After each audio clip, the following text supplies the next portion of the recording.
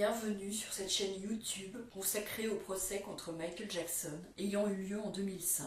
Sur cette chaîne, je résume le procès jour après jour en m'appuyant sur la retranscription du procès venant du tribunal de Santa Maria en Californie. Si vous ne l'avez pas déjà fait, je vous recommande fortement de visionner mes vidéos précédentes afin d'avoir une vision précise du déroulement de ce procès et de prendre connaissance de l'ensemble des informations. Dans la vidéo d'aujourd'hui, je vais résumer le déroulement du procès le 4 avril 2005, 24e jour du procès après la sélection du jury. La journée commence avec la suite de l'interrogatoire de Jesus Salas. Jesus Salas dit que Michael Jackson espérait le meilleur service des employés et qu'il donne aux invités tout ce dont ils avaient besoin. Il y avait des règles pour la sécurité des invités, mais sinon les enfants invités étaient libres de manger où ils voulaient, regarder des films au cinéma, jouer où ils voulaient. Il dit qu'à sa connaissance, on ne donnait pas la combinaison pour accéder à la chambre de Michael Jackson aux invités. Il se souvient d'avoir rencontré Dieter pour la première fois en 2002. Il a séjourné à Neverland pendant une période.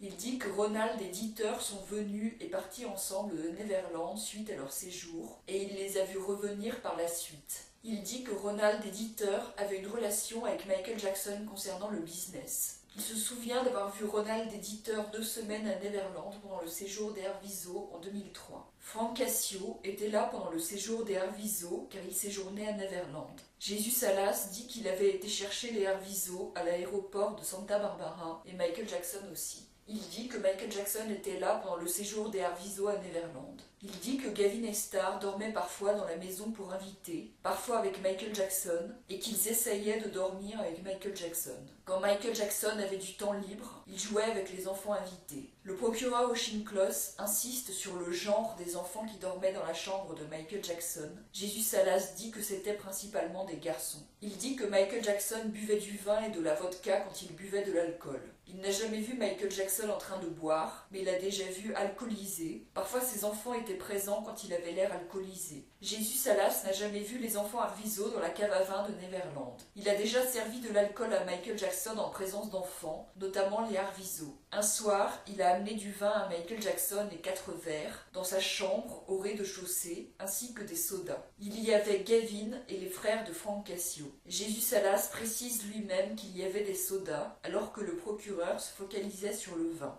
Un autre soir, il a amené du vin à Michael Jackson et un verre, et des enfants étaient présents. Le procureur Ocean Kloss fait remarquer à Jesus Salas qu'il n'avait pas parlé des sodas au shérif précédemment, et Jesus Salas dit qu'il s'en est rappelé maintenant. Il confirme qu'il avait reçu des plaintes sur des enfants qui étaient entrés dans la cave à vin, 3 garçons du village de Los Olivos. Il les a vus lui-même sortir de la cave, un matin. Il pense que c'était en 2002. Il pense qu'ils étaient ivres. Il dit qu'il les a revus une 2e fois, apparemment ivres, à Neverland, et ils étaient seuls. Michael Jackson n'était pas avec eux. Il ne sait pas où ils ont obtenu de l'alcool. Il n'a jamais vu Michael Jackson dans la cave avec des enfants. Il a déjà vu des magazines pornographiques dans la chambre de Michael Jackson. Il identifie des statues qui étaient dans le bureau de Michael Jackson. Il dit que Janet Arvizo lui a dit qu'ils étaient retenus à Neverland. Il a emmené les Arvizo en voiture avec lui jusqu'à Los Angeles, après que Janet lui a téléphoné pour lui en parler. Janet lui a demandé de les emmener à Los Angeles. Il dit qu'elle pleurait et que c'était la nuit. Il dit que les clés de la cave à vin ont été mises dans un coffre de la pièce des femmes de ménage, après avoir constaté que les 3 enfants de Los Olivos y avaient accès. Ce coffre était là quand les Arvizo séjournaient à Neverland. Pour partir de Neverland avec les Arvizo, Jesus Salas a sorti une Rolls-Royce. Il a dit au garde du corps Chris Carter qu'il partait avec les Arvizo. Il dit que Janet Arvizo a exprimé des inquiétudes sur Dieter et Ronald. Le lendemain, Frank Cassio lui a dit que les Arvizo n'étaient pas supposés quitter la propriété, et Dieter lui a dit la même chose. Ils lui ont dit qu'il fallait les avertir de la situation avant. Il dit que quand Janet lui avait dit qu'elle voulait partir, ils avaient parlé en anglais et pas dans une autre langue. Il confirme qu'il parle espagnol, mais il ne sait pas si Janet le parle.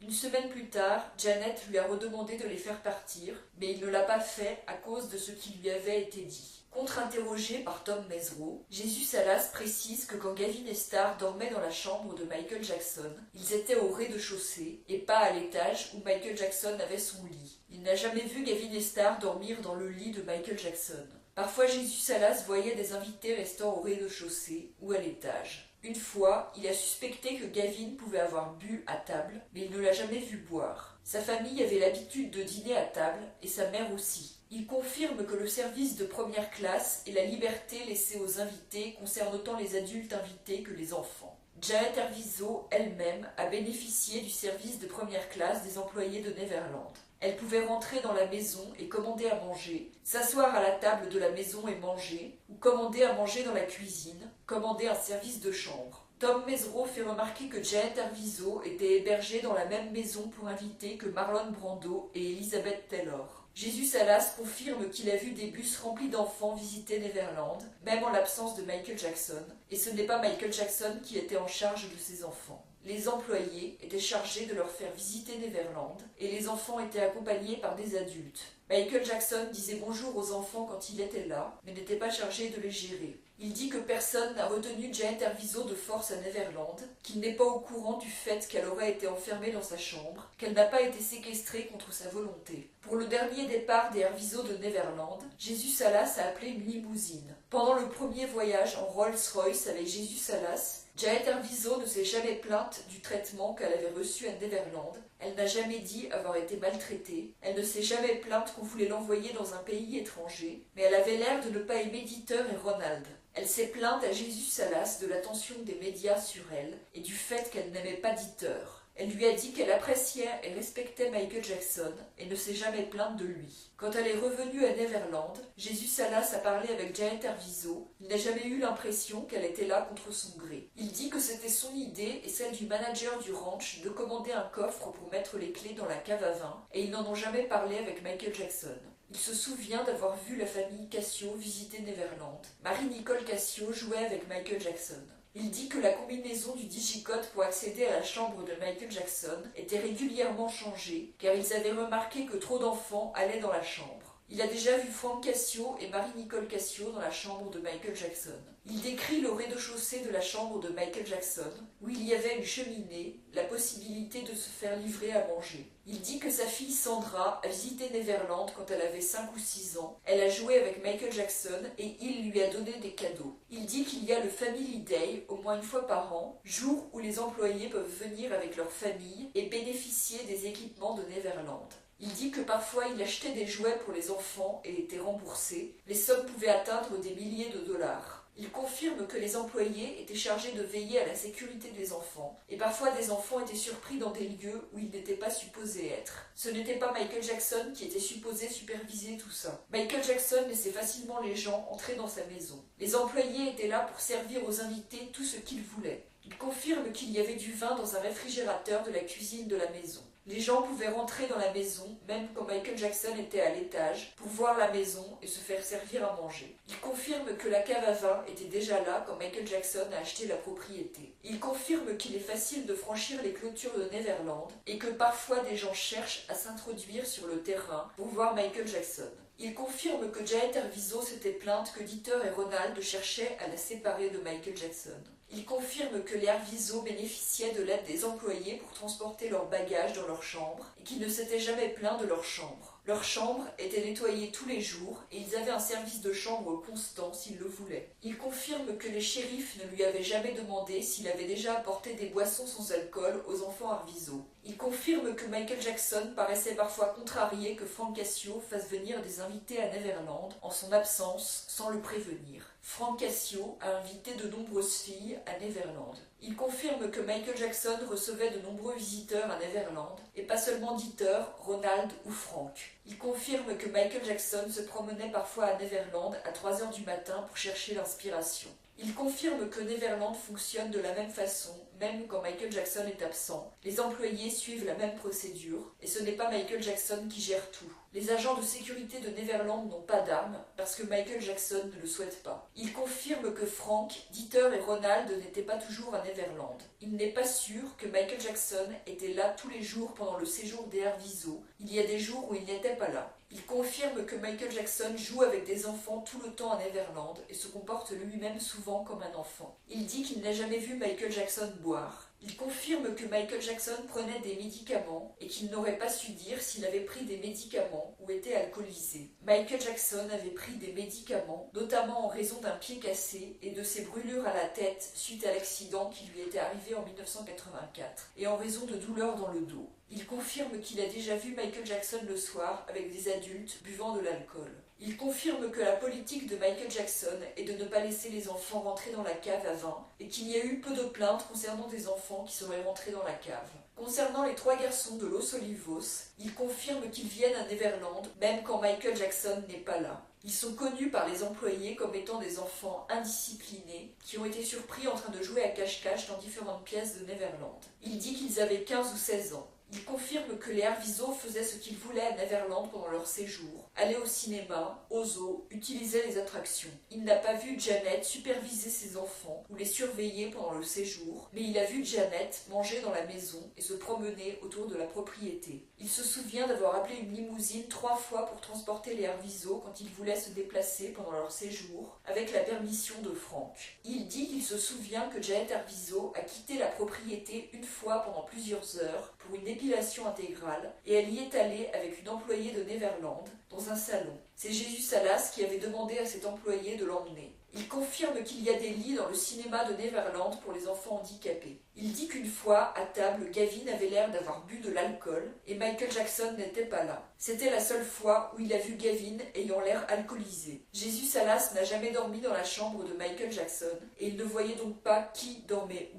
Les employés de Neverland laissaient les enfants faire ce qu'ils voulaient et intervenaient seulement pour des raisons de sécurité. Les enfants qui arrivaient à Neverland en bus ne passaient jamais la nuit dans la chambre de Michael Jackson. Il dit que Frank gérait le transport de la famille Arvizo et que personne n'a usé de force physique pour retenir Janet Arvizo. Il précise que sa fille Sandra a visité 3 fois Neverland en présence de Michael Jackson. À la question du procureur, Jésus Salas précise que Janet se plaignait que Dieter la séparait de Michael. Le procureur demande si elle ne se plaignait pas que Dieter la sépare de Michael et de ses enfants à elle, et il répond que non, elle se plaignait d'être séparée de Michael. Elle ne s'est pas plainte d'être séparée de ses enfants. Il dit que Janet passait beaucoup de temps dans la maison pour inviter, parfois elle mangeait dans la cuisine de Neverland.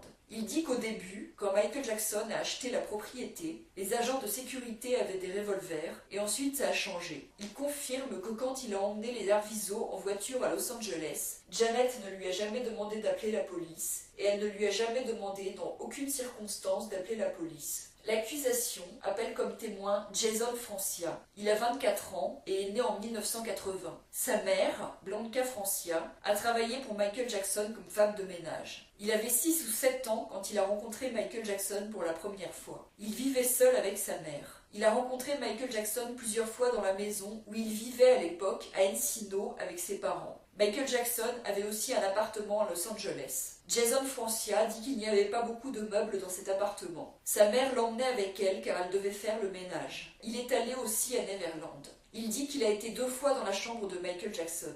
Il dit qu'il devait avoir 11 ans quand sa mère a décidé d'arrêter de travailler à Neverland. Il dit que quand il avait 7 ans, dans son appartement, il regardait la télévision avec Michael Jackson et celui-ci l'a chatouillé et ils se sont chatouillés. Il dit que Michael Jackson l'avait chatouillé sur son entrejambe par-dessus ses vêtements. Il dit qu'une autre fois, il regardait encore la télévision sur un sac de couchage. Il avait 8 ans et Michael Jackson l'a encore chatouillé. Il dit qu'il n'y avait qu'une pièce principale dans cet appartement et que sa mère était probablement en train de nettoyer à ce moment-là. Il dit que Michael Jackson l'avait chatouillé une 2e fois sur sa zone génitale par-dessus ses vêtements et que cela aurait duré au moins entre 4 et 5 minutes. Il dit que Michael Jackson lui a donné de l'argent à chaque fois qu'il l'a chatouillé en lui donnant 100 $.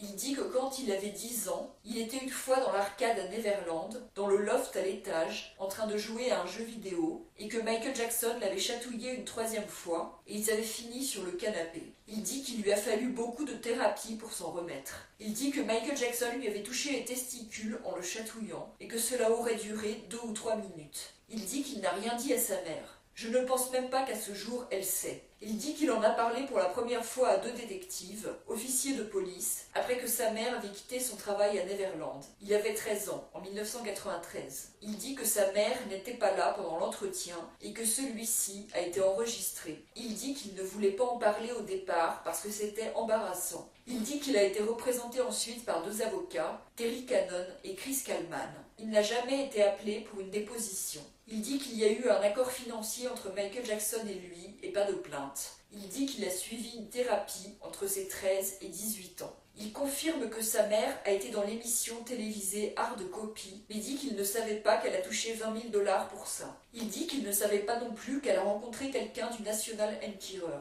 Il a vu à la télévision qu'elle était passée dans Hard Copy. Il dit qu'il ne pense pas qu'il a dit à ses avocats si Michael Jackson l'avait agressé ou pas, puis il dit juste après qu'il leur a dit. Il dit qu'il a dit à sa mère, en thérapie, qu'il avait été agressé. Comme Mesereau lui fait remarquer qu'il avait dit l'inverse, il dit « J'ai probablement parlé vite ». Il dit que sa mère ne sait probablement pas qu'il aurait été agressé 3 fois et les détails. Il dit qu'il n'a jamais dit à sa mère qu'il aurait été agressé avant qu'elle aille dans l'émission Hard Copy.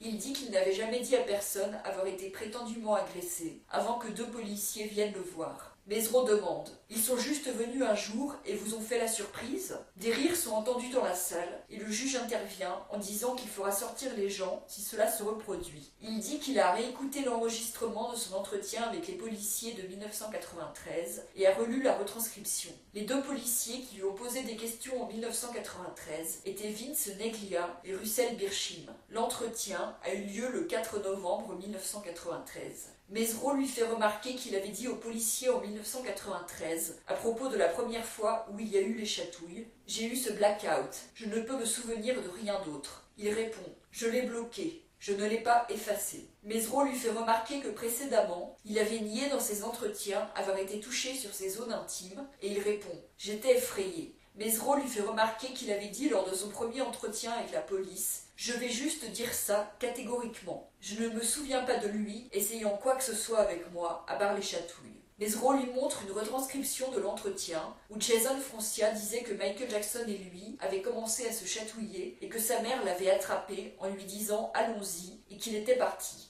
Jason Francia admet que dans cet entretien, il a d'abord nié avoir été agressé. Il admet qu'il a dit en 1993 que Michael Jackson ne l'avait jamais embrassé et lui avait juste fait un hug avant qu'il parte avec sa mère. Il dit qu'il a appris à 17 ans que sa mère avait conclu un accord financier avec Michael Jackson.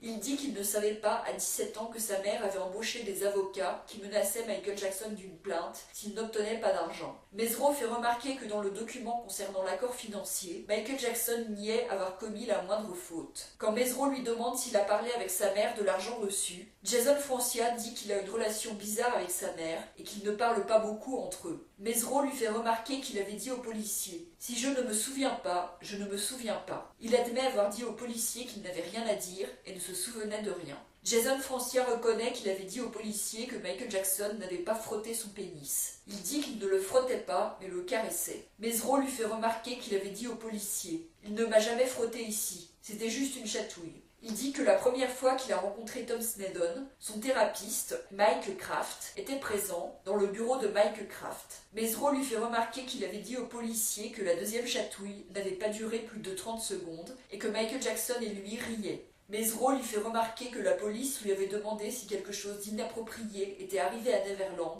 et qu'il avait répondu « J'étais avec trop de gens ». Mesereau lui fait remarquer aussi que concernant le 3e contact à Neverland, Jason Francia avait dit qu'il ne savait pas si Michael Jackson l'avait vraiment touché de manière inappropriée et qu'il ne savait même pas s'il avait été chatouillé du tout.